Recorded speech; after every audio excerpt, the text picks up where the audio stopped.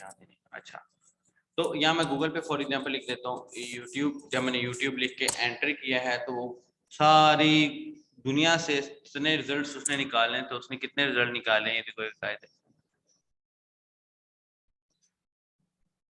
उसने ऑलमोस्ट 12 अरब रिजल्ट निकाले हैं। कितने सेकंड में? 0.51 सेकंड में। देखिए, एक सेकंड का सबसे पहला हिस्सा, उसके भी कुछ हिस्सों के अंदर उसने रिजल्ट निकाल के हमें दे दिए। फिर जब मैंने सिलेक्ट क्लिक किया यूट्यूब के ऊपर ऐसे करके, तो क्या हुआ? जब मैंने यूट्यूब पे क्लिक किया सो सर्च इंजन ने देखा कि कौन सी डोमेन पर क्लिक हुआ है। डोमेन थी यूट्यूब की, ये वाली डोमेन थी भाई यूट्यूब की। फिर क्या हुआ? फिर ये डोमेन से रिलेटेड कौन सा सर्वर है, यानी यूट्यूब का डाटा कौन सा सर्वर में ऐड किया हुआ है, वो सर्वर इस ब्राउजर ने ढूंढा और ढूंढ के जाके यूट्यूब की सारी फाइलें आपके सामने खोल दी। तो ये यूट्यूब का फ्रंट पेज आपके सामने इस वक्त खुला हुआ है। अब क्लाइंट की जुबान में इस फ्रंट पेज को क्या बोलते हैं? Landing page. तो ये यूट्यूब का लैंडिंग पेज है, लेकिन हम इसको क्या बोलेंगे? कौन सा ये पेज है? ये इंडेक्स पेज। अंडरस्टैंड?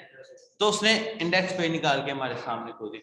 अब हमारी बाउंड्री ब्राउजर से गूगल पर आई, सर्च इंजन पर आई, गूगल पर भी, क्योंकि आज गूगल है, कल को कोई और होगा। अगर आप लोगों को याद हो, आप छोटे छोटे होते होंगे, आज से 15-20 साल पहले याहू बहुत बड़ा सर्च इंजन था, MSN यूज होता था, यूज होता था। अब ये आ गया। तो ब्राउजर से सर्च इंजन पर आए, सर्च इंजन से हमारी बाउंड्री यूट्यूब पर आ गई। अब यूट्यूब के अंदर जो सर्च करेंगे वो यूट्यूब के अंदर ही रहता रहेगा, कहीं बाहर का रिजल्ट नहीं शो होगा। ऐसे ही है ना? ऐसा तो नहीं हम यूट्यूब पे को सर्च करते हैं, वेबसाइट कोई उड़ा दी अनटिल अनलेस ऐड ना लगाओ।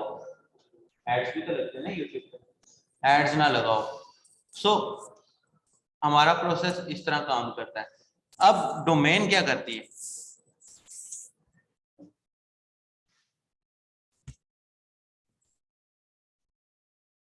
डोमेन क्या करती है? ये जो डोमेन है भाई मेरे, इस डोमेन ने कनेक्ट करना है, चेक करना है कि इसकी डीएनएस सेटिंग्स कहाँ है। अब फॉर एग्जांपल मेरी डोमेन गोडैडी से, कहाँ खोला हुआ था मैंने? ये नीचे यहाँ पर मेरी डोमेन गोडैडी से और मेरी होस्टिंग यहाँ से है। मैंने इसको आपस में कनेक्ट करना है। मैं आपस में कनेक्ट कैसे करूंगा? मैं अपनी डोमेन के डीएनएस सेटिंग को चेंज करूंगा। ये मेरी domain for example domain DNS setting GoDaddy.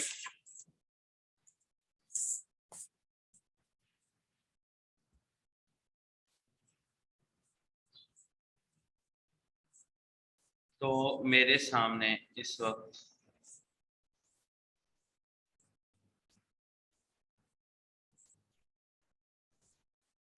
जो मेरे सामने इस वक्त खुली हुई है, ये डीएनएस सेटिंग्स ये हैं।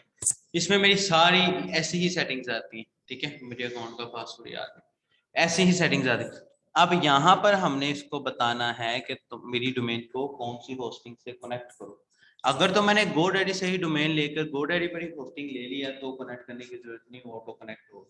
लेकिन अगर मैं डोमेन गोडैडी से लिया, होस्टिंग नेमचीप से लिया, तो मुझे कनेक्ट करने के लिए यहाँ पर डीएनएस सेटिंग्स रिक्वायर्ड है। और डीएनएस सेटिंग के अंदर मैं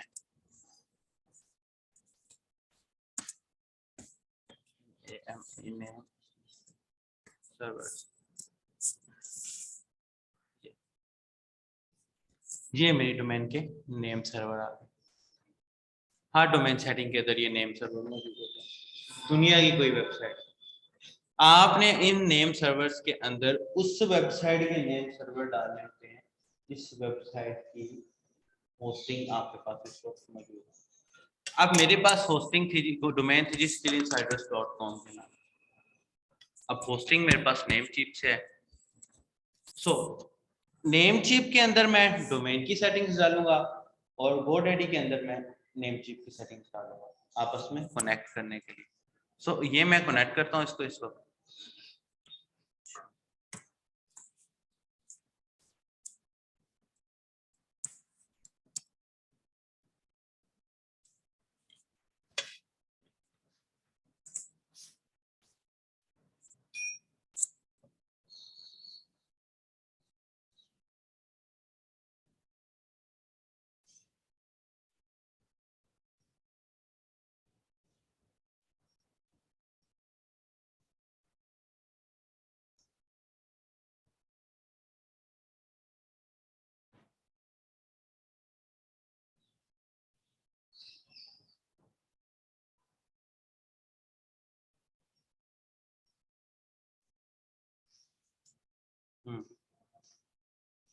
अच्छा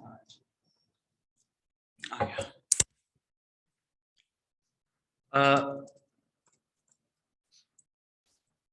ये मैं सी पैनल के ऊपर जा रहा हूँ। ये देखिए ये मेरे साथ 2-3 डोमेन्स अटैच है। पहली डोमेन कौन सी अटैच है? MR के इंटीरियर डोमेन। कौन सी दूसरी अटैच है? skillinsiders.com। ये मैं प्रोडक्ट्स पे जा रहा हूँ।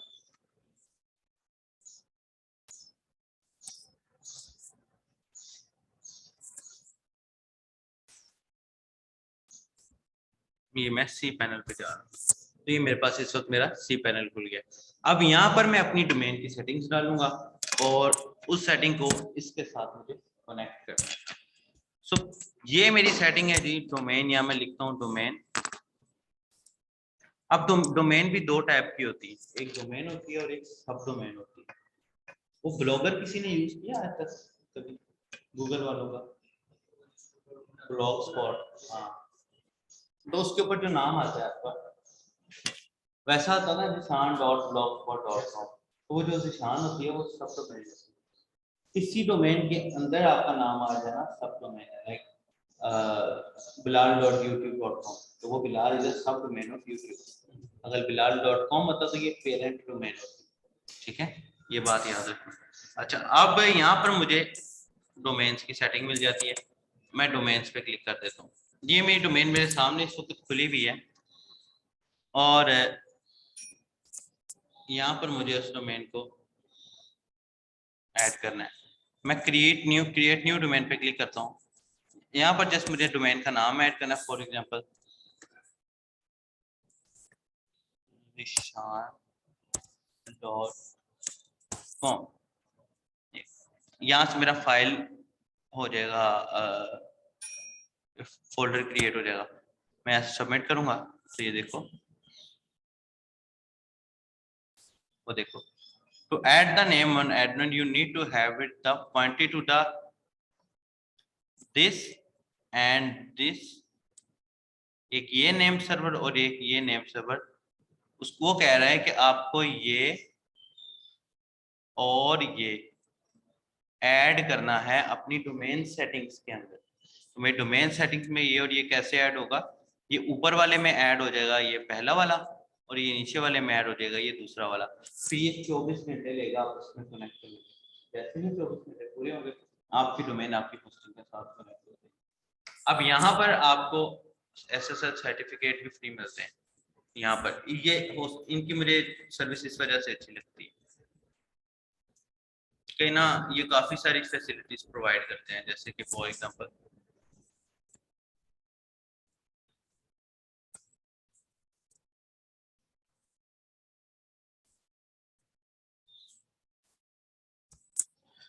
ये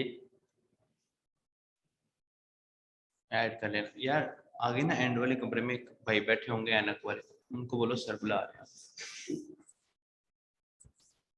आप ये देखो, ये SSL सर्टिफिकेट्स लगे हुए। स्किल्स प्रोडक्शन के ऊपर मेरा सेल्फ सर्टिफिकेट ऑन है, इसके ऊपर भी ऑन है, इसके ऊपर भी ऑन है, इसके ऊपर भी, इसके ऊपर भी, हर जगह पर ऑन। अंडरस्टैंड? मेरी डोमेन होस्ट आ रहा है, मेरी डोमेन होस्टिंग के साथ कुछ इस तरह से। अंडरस्टैंड? क्लियर? ये वो नॉलेज है ना, तो ये आपको किसी डेवलपर से मिल सकता है ना, तो ये आपको इंटरनेट से मिलेगा। ये वो चीजें हैं, अगर वो आप ये हर डेवलपर को पता होनी चाहिए। अगर डेवलपर को पता नहीं है और वो जस्ट प्रोग्रामिंग करना जानता है तो वो आधा डेवलपर है, वो पूरा डेवलपर नहीं। मेरा कोर्स का स्केड्यूल कुछ इस तरह का होता है कि मैं इस स्केड्यूल के अंदर डिफरेंट चीज़ों को भी ऐड करता रहता हूँ। डिफरेंट चीज़ों को ऐड करने से मुराद क्या है कि जिसे कह दो अलग अलग नॉलेज। जैसे कि ये है बेसिकली ये IT वाले बंदों का काम होता है, लेकिन ये आपको भी पता होना चाहिए। जैसे हम अगले किसी लेक्चर में आप टाइम निकाल के हम ईमेल्स इंटीग्रेट करना सीखेंगे, उससे अगले लेक्चर में कभी टाइम निकाल के हम कोई और चीज़ करना सीखेंगे, ताकि आप लोगों को एक्स्ट्रा नॉलेज मिलता रहे। सो आपको ये सी पैनल का कंप्लीट आइडिया होना चाहिए। आप अगर आप सी पैनल के थोड़ा सा नीचे चल जाओ ना, तो आपका क्लाइंट बहुत जल्दी में आपको पैसे भी कम दे रहे हैं। आप उसको यहाँ से बनी बनाई वेबसाइटें निकाल के दे सकते हैं। भाई तुम ये यूज कर लो, फिर तुम्हें ज्यादा जल्दी आता है। फॉर एग्जाम्पल एक क्लाइंट को ई कॉमर्स वेबसाइट चाहिए और वो आपको सिर्फ $100 दे रहा है, लेकिन बनता $1000, उसका हल क्या है? आप क्लाइंट, आपको पैसे भी चाहिए, क्लाइंट आपके हाथ से जानने चाहिए। आप होस्टिंग की इस वाली ऑप्शन में आओगे, यहाँ पर आके आप ई कॉमर्स पर क्लिक करोगे और ई कॉमर्स की आपको बनी बनाई काफी सारी वेबसाइट है ये आपके सामने। आपने जो सी वेबसाइट लगानी है उसको यहाँ से इंस्टॉल कर दो और क्लाइंट को दे दो। जैसे कि ये अगर ये चल जाए तो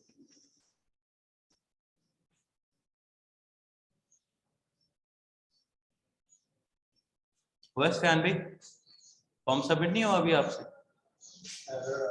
क्या एरर आ रहा है दिखाओ। ऐसे करो तो फिर तो एरर नहीं आता। ऐसे तो ये जब डेटा में डॉक्यूमेंट तो कर लेते एरर क्या देता है?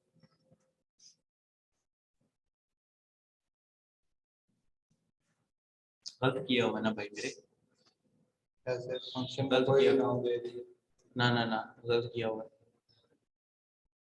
कंट्रोलर दिखाओ मुझे इसका।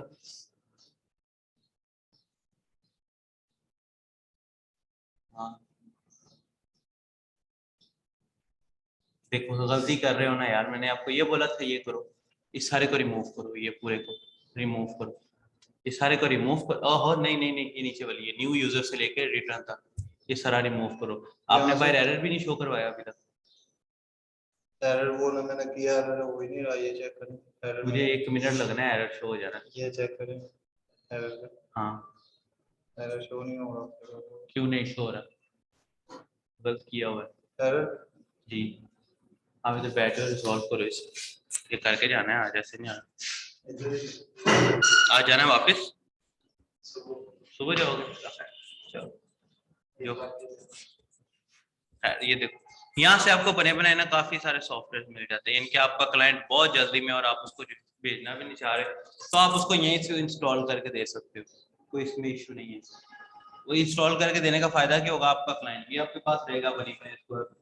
और अगर आपका क्लाइंट कहता है नहीं नहीं नहीं नहीं मुझे ये नहीं चाहिए, मुझे कोई अच्छा सिस्टम चाहिए, मैं तुम्हें पैसे दे रहा हूँ, फिर उसको बोलो भाई बजट बढ़ाओ ताकि तुम खुद बना के दो।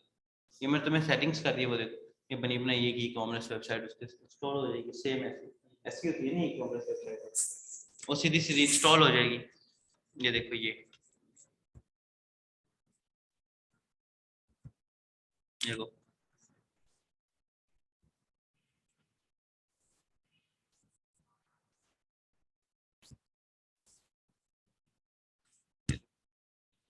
ये ये ये ऐड टू कार्ट, पूरा प्रोसेस इसमें उसने बना कर दे दिया हमें,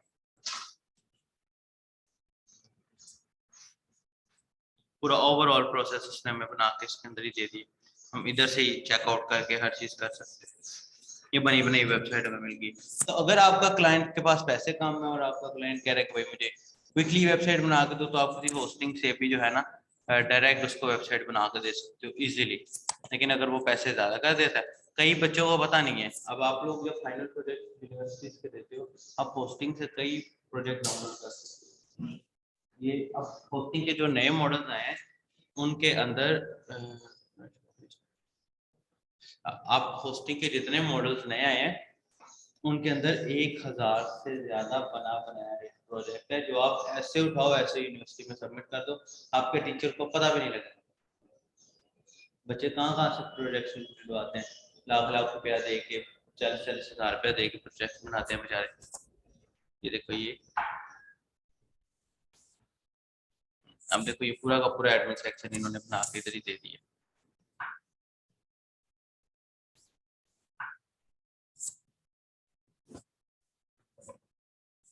PASS1 2 3 4 सबमिट कर दो,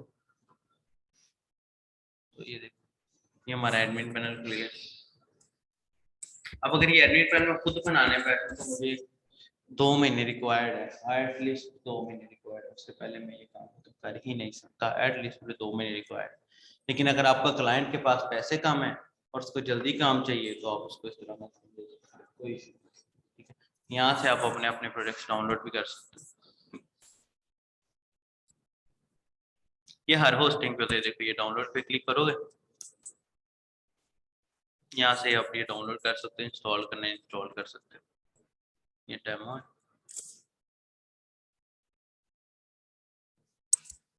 ये स्क्रीनशॉट्स हैं, ये पड़े हुए स्क्रीनशॉट शो हो रहे थे। ये पूरा पूरा सॉफ्टवेयर बना हुआ है। बाज़ औक़ात कई लोगों ने अपनी वेबसाइटों को ही अपना सॉफ्टवेयर बनाया हुआ, तो अपनी सारी सारी सारी दुकान का मैनेजमेंट करने का डाटा अपनी वेबसाइट पर ही ऐड करते हैं, ताकि उनके पास सारा डाटा सेव है। हम खुद अपने सारे स्टूडेंट्स का डाटा यहीं से ऐड करते हैं, ताकि हमारे पास सारे स्टूडेंट्स का डाटा ताक़यामत सेव रहेगा। दुनिया का ऐसा कोई सॉफ्टवेयर है ही नहीं जो वेबसाइट से कनेक्टेड ना हो। कोई हाँ, टूल्स जो हैं वो हो सकते हैं, जैसे फॉर एग्जांपल अगर हम ये क्या नाम है इसका, VS कोड है, इसकी बात करते हैं, तो VS कोड के अंदर एक्सटेंशंस ऐड हो जाते हैं। ये एक्सटेंशंस भी वेबसाइट पे आती हैं। इवन VS कोड को भी तो हमने किसी वेबसाइट से डाउनलोड करना होता है, हमारे पास कंप्यूटर में डायरेक्टली तो नहीं ना आ जाता। दुनिया का कोई ऐसा सॉफ्टवेयर है ही नहीं जो आपकी वेबसाइट से कनेक्टेड ना हो। आप गौर करो कि जब आप फेसबुक लॉगिन करते हो, ये मेरा फेसबुक खुला हुआ है यहाँ पे, या आप ये YouTube लॉगिन करते हो, ये मेरा अकाउंट खुला हुआ है। अब यही अकाउंट में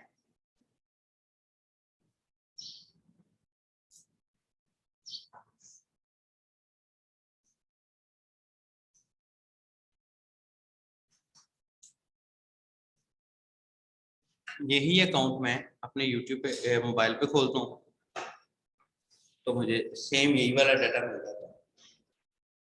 मैं देखता हूँ उनकी वीडियोस, देखता हूँ कि वीडियोस मुझे ये चल रही है, मैं देखता हूँ। तो ऐसा तो नहीं है कि मुझे मोबाइल पे और ये लैपटॉप पे अलग अलग अकाउंट बनाना पड़ा। आप सिस्टम पे अकाउंट बनाते हो, लेकिन उसी अकाउंट को मोबाइल पर भी खोल देते हो। फेसबुक का अकाउंट आप लैपटॉप पे बनाओ, मोबाइल पर खुल जाता है, कोई इशू तो नहीं होता। फिर ऐसा तो नहीं है कि अगर जो मैंने फेसबुक पे फ्रेंड्स ऐड किए हैं वही फ्रेंड्स मैं मोबाइल पर भी ऐड करूंगा, ऐसा तो नहीं हो सकता। फिर होता क्या है, फिर एक और चीज होती है, विंडो के अंदर एक सॉफ्टवेयर होता है फेसबुक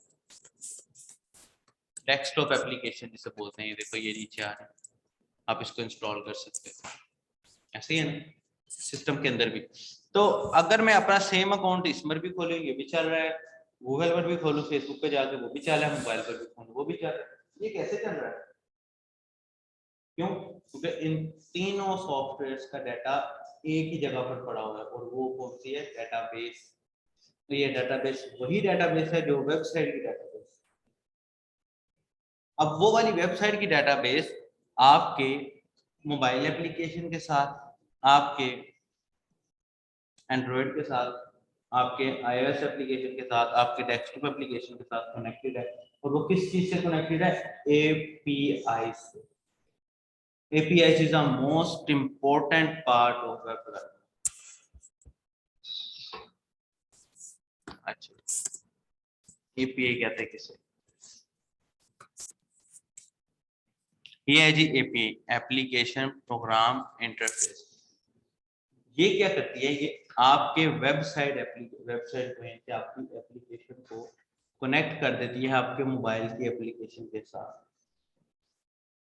जब मैं मोबाइल पे लॉगिन करता हूँ जी axad@gmail.com एंड जो पासवर्ड मैंने देखा, मैं जब लॉगिन पे क्लिक करूंगा तो मेरी API फेसबुक के पास आएगी और फेसबुक को आके बोलेगी कि ये यूजर है, ये पासवर्ड है, प्लीज लेट मी नो कि आपके पास इन दोनों डिटेल्स का बंदा है या नहीं।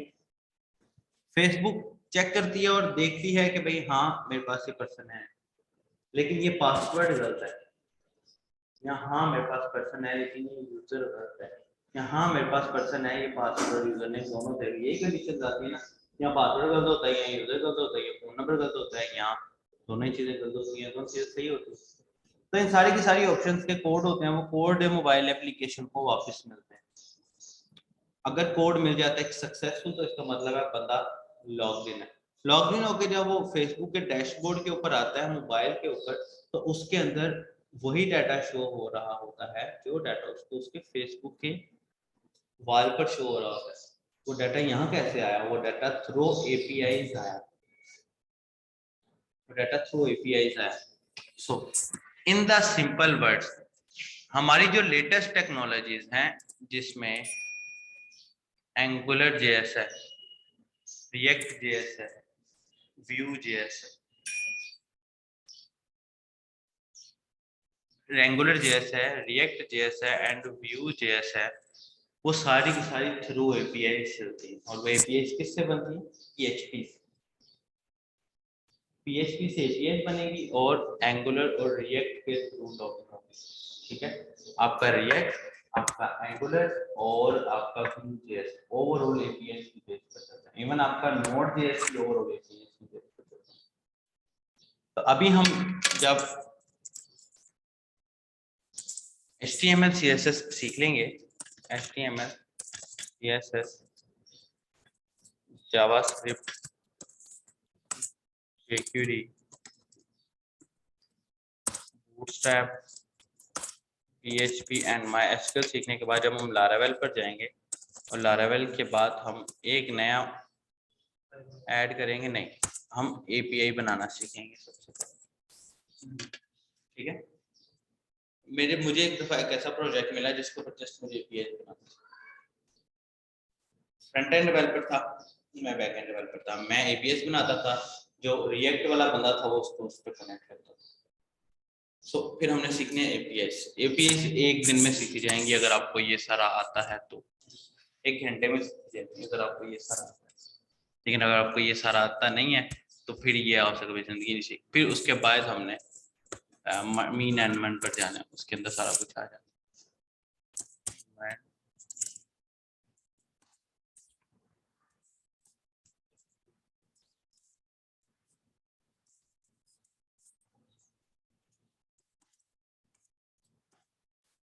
मीन स्टैक पर जाना, ये मीन एंड मन जो है ये सारे का सारा एपीआई की बेस पर चलेगा। ओवरऑल ये सारे का सारा एपीआई की बेस पर चल रहा है। मीन स्टैक भी और मन स्टैक ओवरऑल सारे सारे एपीआई की बेस पर चल रहा है। अगर आप ये भी और ये भी करना है तो आपको एपीआई का आना मस्ट है। ठीक है, एपीआई जेसन फॉर्म में ऐड होती है, ये है जी जेसन फॉर्म।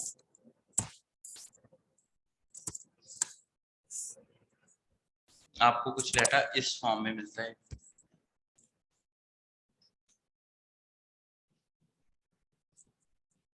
अरेज का नाम तो सुना होगा ना आपको, अरेज की फॉर्म में डाटा मिलता है, जो कि ये हमारा जितना डाटा है ना आपको मोबाइल पे शो है वो सारे का सारा अरे की फॉर्म में शो है। दुनिया की कोई ऐसी एप्लीकेशन है नहीं जो विदाउट अरे चलती है। अरे क्या होता है? एक वेरिएबल में ज्यादा से ज्यादा डाटा स्टोर करना।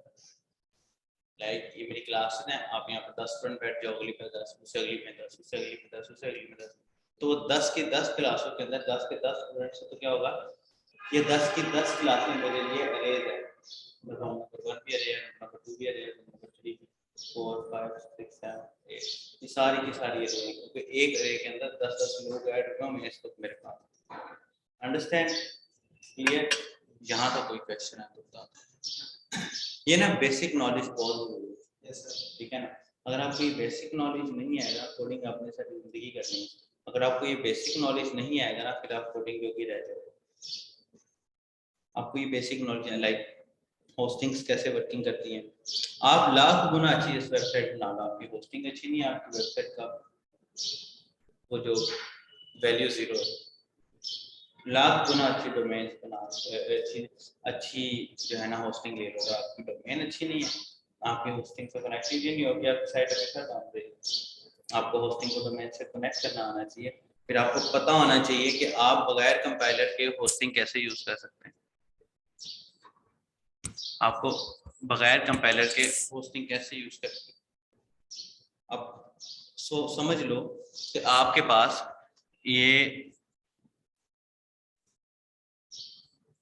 ये समझ लो ये आपके पास ये कोड पड़ा हुआ है, लेकिन आपको होस्टिंग इतनी गंदी प्रोवाइड कर दी गई है कि आपको हेल्प जरा भी नहीं मिलती। मैं HTML लिखता हूँ, यहाँ पर मैं HTML लिखूंगा तो मेरे सामने नीचे काफी कुछ लेकिन अगर मैं होस्टिंग पर जाके HTML लिखूंगा, होस्टिंग को नहीं पता HTML क्या बता है, हम उसको बताना पड़ेगा भाई ये बता है कैसे चलाओ।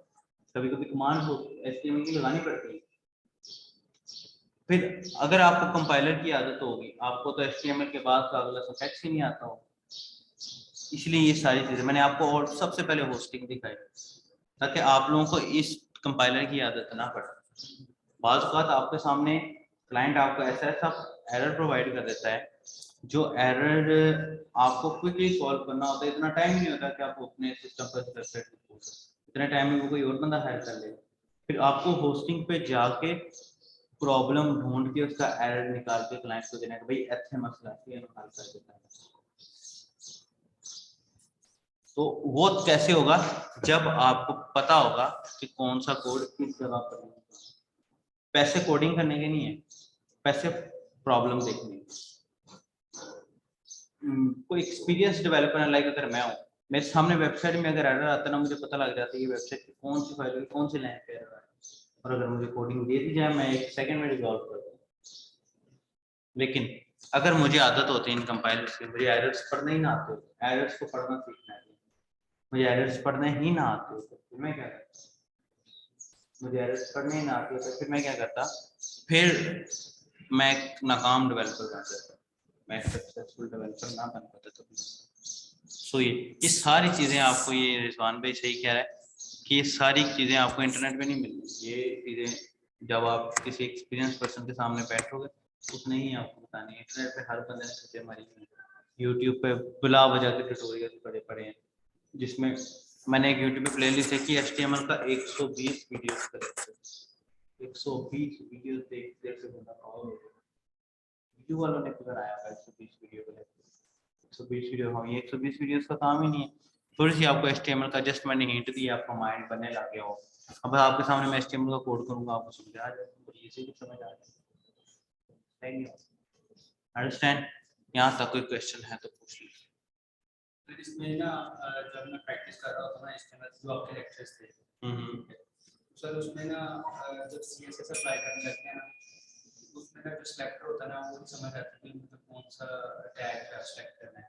लेट्स से जैसे नेविगेशन बार पर आनी है, हाँ तो उसके अंदर यूआई टैग है, लिस्ट टैग है और एंकर टैग है। तो हमें मुझे पता चल रहा था कि एंकर टैग पे कब CSS अप्लाई करनी है, लिस्ट पे कब करनी है। ये डिपेंड करता है ना रिक्वायरमेंट। देखो CSS और HTML में डिफरेंस है। HTML आपके पेज का लेआउट डिसाइड करती है, CSS स्टाइल मेकअप कर देती है, डिजाइन बना देती है। अब जहां-जहां डिजाइन की रिक्वायरमेंट है, हमने टैग्स की बेस पर नहीं करना। आप वो बाकी के लेक्चर देखो ना, अभी खैर हमने पढ़ना है, उनको फॉलो नहीं करना, ठीक है, अपना दिमाग नहीं खपाओ। जब तक आप मेरे सामने बैठ के, आपके सामने बैठ के मैं खुद नहीं करूंगा ना, तब तक आप लेक्चर जितना मर्जी देख लो आपको समझ नहीं आएगा। लेकिन ये वाला नॉलेज ज्यादा जरूरी है मेरे हिसाब से। ये 1-2 लेक्चर्स का नॉलेज है, लेकिन इसमें पूरी फुल स्टैक डेवलपमेंट घुसी पड़ी है। 1-2 लेक्चर्स का नॉलेज है, लेकिन इसमें पूरी फुल स्टैक डेवलपमेंट घुसी पड़ी है। तो मेरे हिसाब से जो है ना, इसके फॉर द टाइम इसके बारे में रिसर्च करो। और एक आप लोगों को मैं असाइनमेंट देने जाता हूँ, आप लोगों ने ना सर्च इंजन ऑप्टिमाइजिंग पे रिसर्च करके, जस्ट रिसर्च, रट्टा नहीं मार, ओनली रिसर्च करके आनी है कि भाई ये है क्या। सर्च इंजन ऑप्टिमाइजिंग आप लोग रिटर्न फॉर्म में बेशक वो लिख बोलते हैं, हमें वर्ड के ऊपर थोड़ा सा कुछ बना लो, ठीक है, वो नहीं बना सकते, कोई मैथ बना लो, कोई फ्लो चार्ट बना लो, या आपने मुंह से सर्च इंजन ऑप्टिमाइजिंग के ऊपर आपने रिसर्च करके आनी है। SEO इसमें 2 चीजें होती हैं, SEM एंड SEO। SEO में भी 2 चीजें होती हैं, of page SEO and on page SEO. ये सारी की सारी आपने रिसर्च करनी है। हम फिर स्टेप टू स्टेप कोडिंग करोगे। अगर मैं आपके साथ देखो स्टूडेंट्स के सामने पहले दिन लेक्चर में कोडिंग करना शुरू कर दूं ना, 2 घंटे में जब कोडिंग करता रहूंगा आप सो जाओगे, सामने जाना किधर बैठे हैं मुझे नहीं आता, सो जाओगे। 6 से 8 घंटे के एरर्स होते हैं जो आपसे रिजॉल्व नहीं होते, पहले माइंड बनाना होता है बच्चे का, वो वाला का इशू तो 10 मिनट आया काम कर रहा है, उसका एरर आया हुआ था, अभी अभी करता जा रहा है, तो वो ये चीज़ें ऐसे चलती हैं। खैर इंशाअल्लाह नेक्स्ट लेक्चर में बस सर्च कर लेना ये है क्या, समझ आनी चाहिए, इतना ये कॉपी पे ना लिखना पड़ता, बस समझ आनी चाहिए ये है क्या ओनली। ठीक है, इंशाल्लाह नेक्स्ट लेक्चर में। अल्लाह हाफिज़।